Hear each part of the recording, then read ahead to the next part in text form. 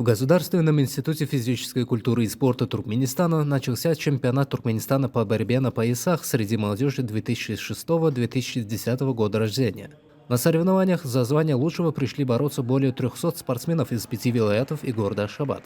Главная цель чемпионата – популяризация спорта и физической культуры в стране и отбор достойных спортсменов из вилаятов и города Ашхабад в сборную Туркменистана для участия в грядущих международных соревнованиях. Напомним, что в 2023 году сборная Туркменистана по борьбе на поясах показала блестящий результат на чемпионате мира в Астане, который проходил с 13 по 16 июля. На турнире, где выступали лучшие спортсмены из 30 стран, туркменская сборная завоевала 11 медалей разного достоинства.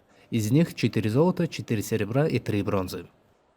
Yuqori maktablarning taliblarini arasında keçirilen yarışlar hem de bir taşary yurtlarda geçirilen Aziya çempionatlary, dünya çempionatlaryna hem de bizim Türkmen türlülerine gatnaşyp bir bayrakly ornlara münasip bolup ýaşyl tumada alafmanda parladyp Türkmenistan döwletiniň fenatyny ýanglandyrmagy başarýar. Şonuň ýaly döredip berýän ajaýyp şertlerine, mümkinçiliklerine bolsa hormatly arka dagymyza, arka dagyly gahryman serdarymyza köp sag bolsun aýdýaryn.